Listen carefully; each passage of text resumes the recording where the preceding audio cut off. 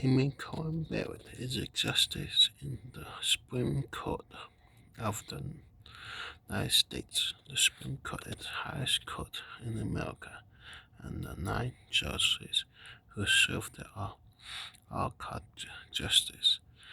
The court sits in a big white mixer building on 4th Street in Northeast in Washington, D.C. Amy has a very sharp mind. She also has a very big heart.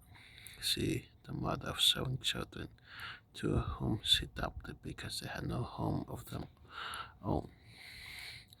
One of the most important skills in life is to know when to listen to her head and when to listen to her heart. And we're good at this. It's a skill that helps her to be a good judge and to be a good mother too.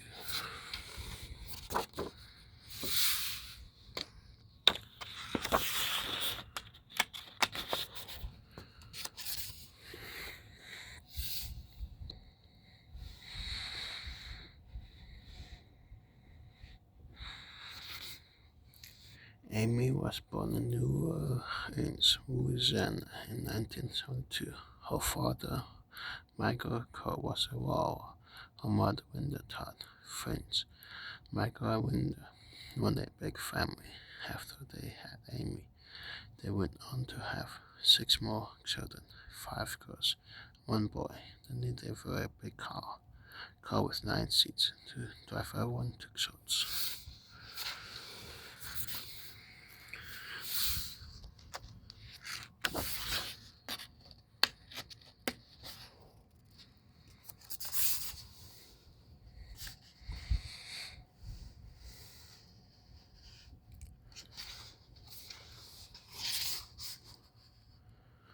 But it often wasn't just the 9 of them back then.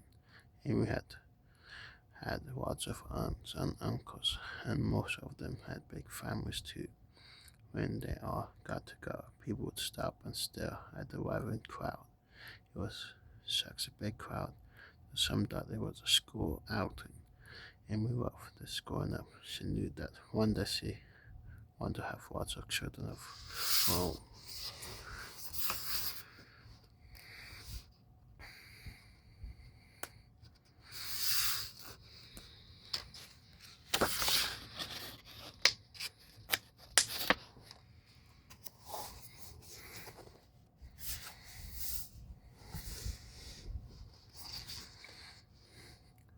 Amy once went to St. Mary Dalmas High School, which is a high school just for girls. She remembered her time there fondly. She was very ambitious student on a lot of projects for her schoolwork. With 6 younger siblings, she had plenty of work at home too. Being the eldest, Amy was the first to earn her driver's license. Her parents bought Amy a used car so that she could drive her younger brother and sisters around.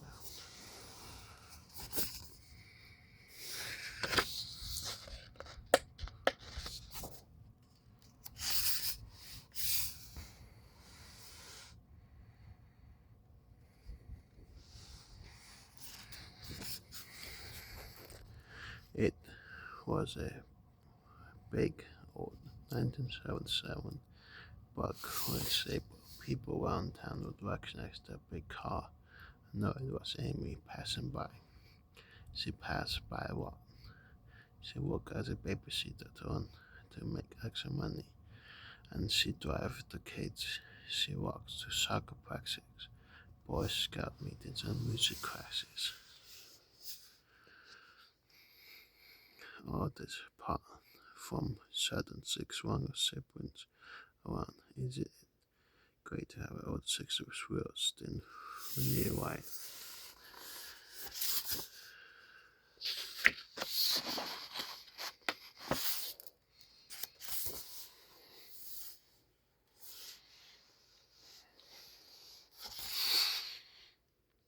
Amy decided to study law at the University of Notre Dame.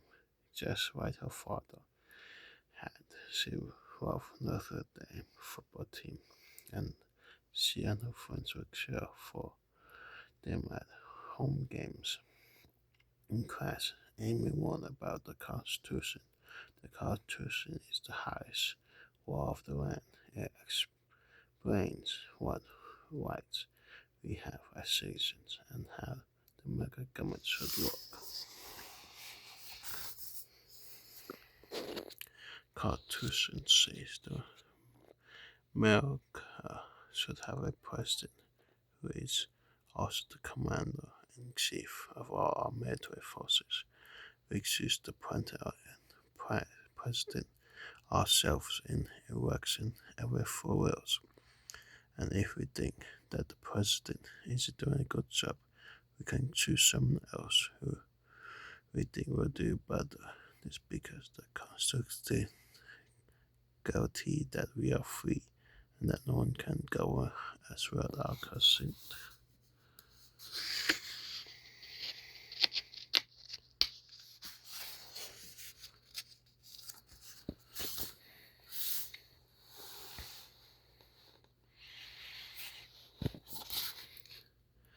The Constitution also said that the citizens of every state should choose people to represent them in Washington, D.C.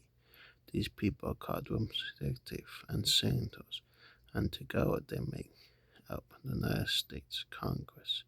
The Congress is in charge of making laws. Finally, the Constitution says that we should have a Supreme Court. These justices also sit in our nation capital, a dog job to make sure that our laws and our government follow the Constitution.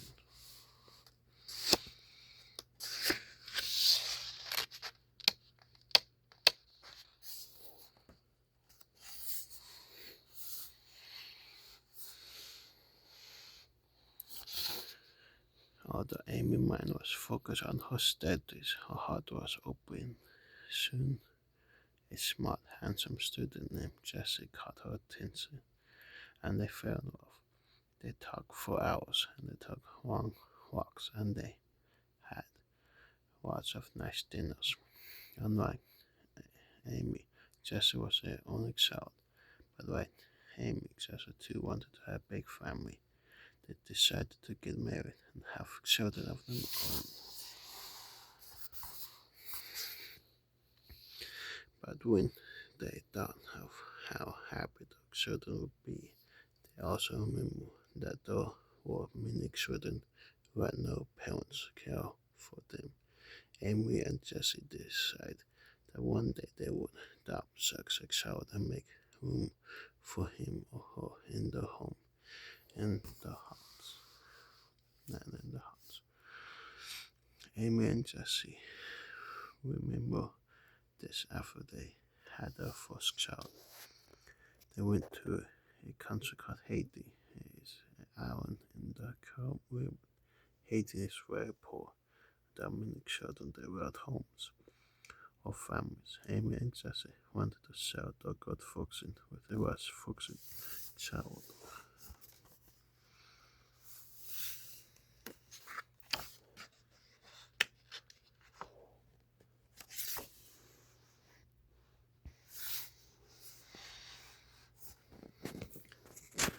They found Virgin in an orphanage.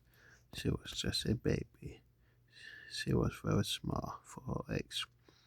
She was also very quiet and very got enough to eat. The doctor worried that she would never be able to walk or talk properly. She was too weak to sit up or even to cry. But Amy and Jesse looked into their eyes, and they felt like she was trying to tell them something. Don't leave me here, her eyes seemed to say. I won't make it on my own. They took Vivian back to America and made her part of their family, and she became a stronger, happier girl. Every day, can I believe that this week, quiet baby went on to become one of the best actors in her high school, boy can very speak her mind.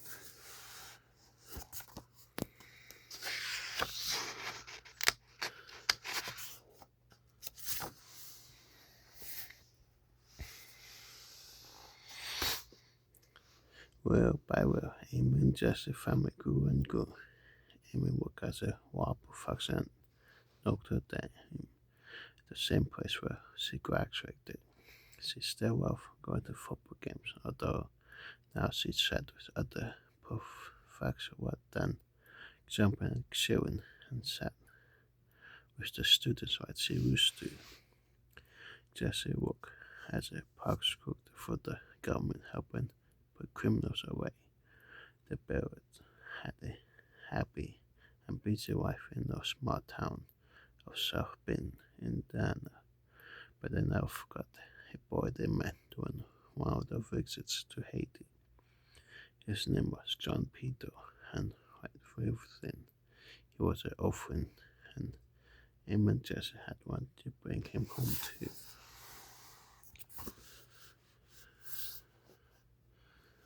But they couldn't. The government of Haiti had made the evidence so complicated. There were too many officers and too many officials who created so much red tape. Em and Jesse traveled to Haiti again and again, trying to convince everyone they could give John Peter a good home. But in the end, the government would not let him go. It broke Amy's heart after she would take one walks by herself to think about John Peter. She wondered where he might be and how he felt without a good home. She hoped he was in good health and that he had enough to eat.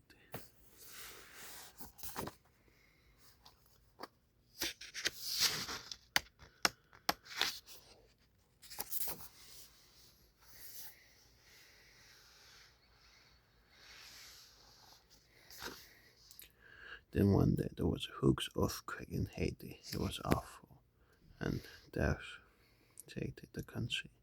Building roads and bridges were set, and many people lost their homes. Although many Haiti government offices had been destroyed, they managed to work with the American government to save as many children as they could. Found Amy just received a call. Do you still want John Peter? Lady asked. Amy's eyes welled with tears. She couldn't believe what she was hearing. Of course we do, he said. Of course. Yes, of course.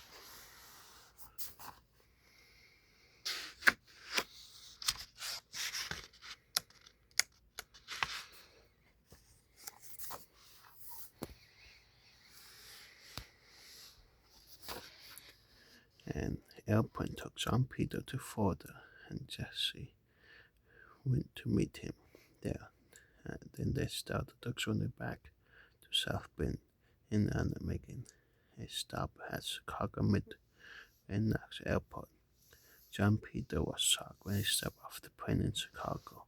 The weather in Haiti was very hot all the way around. It close to the Earth equator.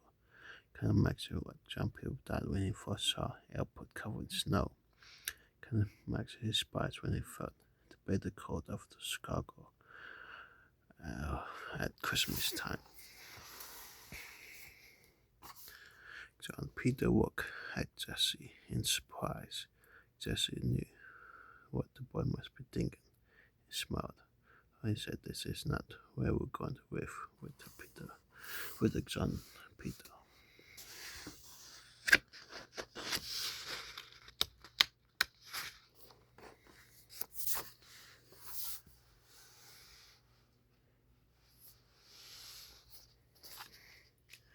To this day, the Barrett family laugh at the memory of the story because the home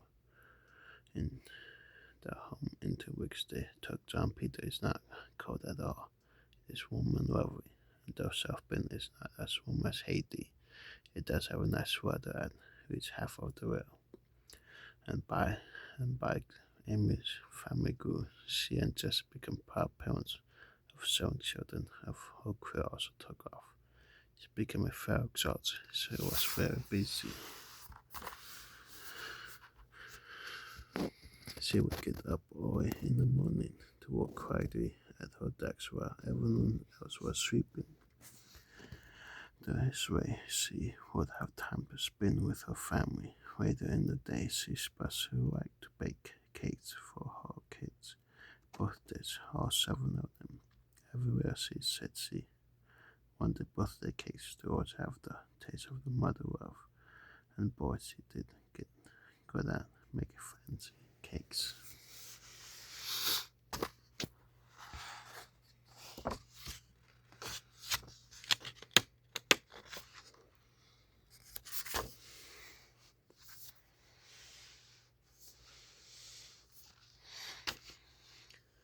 Amy said the kids thought Jesse's work was cool because he put criminals in jail when they caught the officers who set fire to people property and stuff, and children wanted to hear every last detail. How did the police catch him? How could they prove it was him? How did Jesse convince the jury that the defendant was guilty as charged? It might have been even cool if Amy was the judge in the case, but this isn't possible.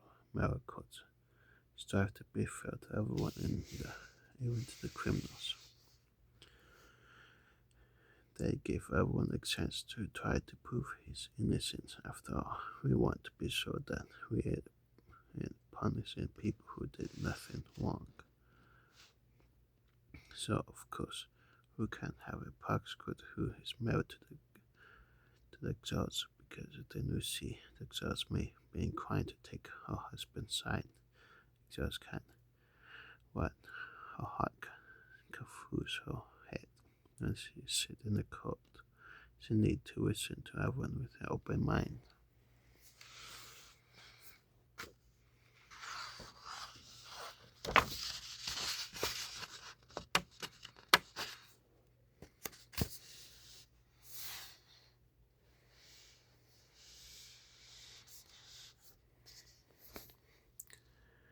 One day, Amy got a call from the president of the United States. He said he had chosen her to sit on the Supreme Court. Now, you may be surprised to hear that Amy had worked in the United States Supreme Court before, not as a justice, but of course, but as a law clerk when she had finished law school at top of her class. Amy took the position under a very famous Supreme Court justice, and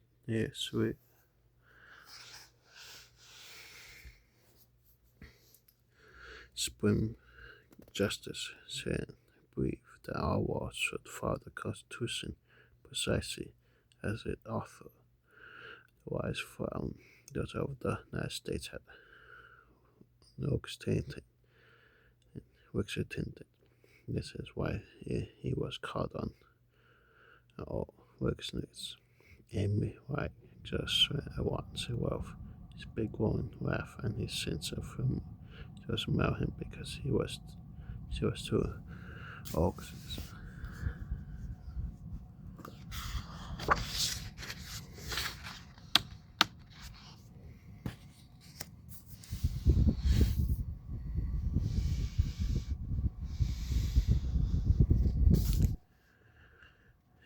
Sadly, the great Joyce had passed away by the time she got the president's phone call. Maybe now she thought she could uphold his legacy as a justice on the court herself. But the job of being Supreme Court justice reported that now the president can give it to someone. The United States has to come from the president's choice, and the Senate is an easy conference.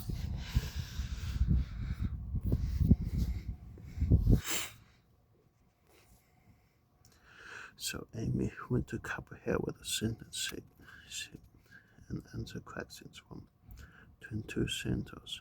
The questions were very difficult. They asked about the Constitution, about her opinions and beliefs, about her writings and experience. They asked questions and more questions and more questions for 4 days straight. Did their friend dare make her life easy? The senators wanted to make sure she was the right person for the job.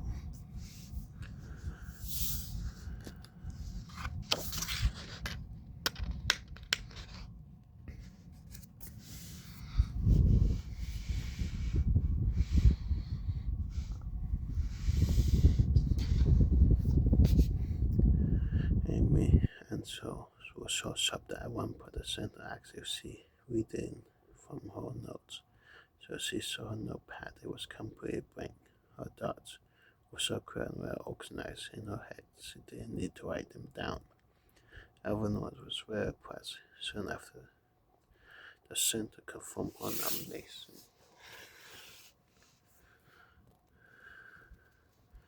Now Amy became a Supreme Court justice just like the film's end is ignited as a justice. Amy knew she would have to put aside her own feelings. She had to apply the law and the Constitution to all matters, not to all people equally. Discarded being impartial. Sometimes we have to decide that a person is wrong even if we like them and what they believe. And sometimes we have to decide that a person is right even if we don't like them at all. When we are judged, our job is not to impose our own thoughts or views on someone else. It is to make sure that the law is followed and the Constitution is upheld.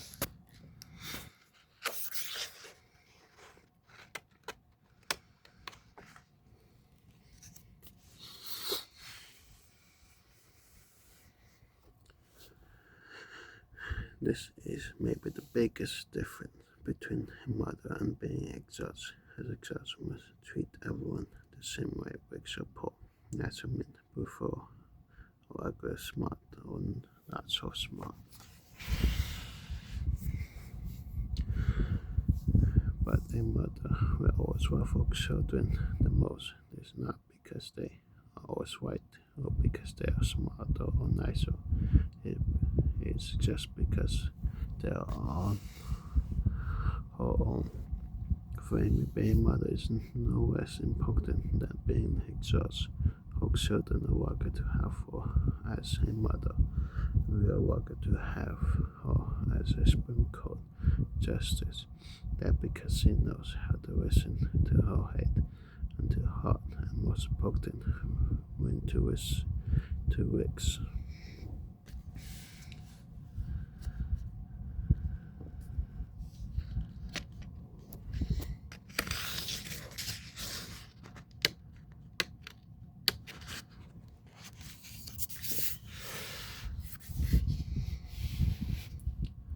Her full name is Amy Victor Coney Barrett.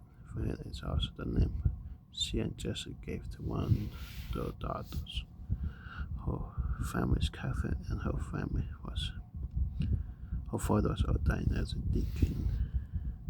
She believed that our greatest impact in the world is to raising children.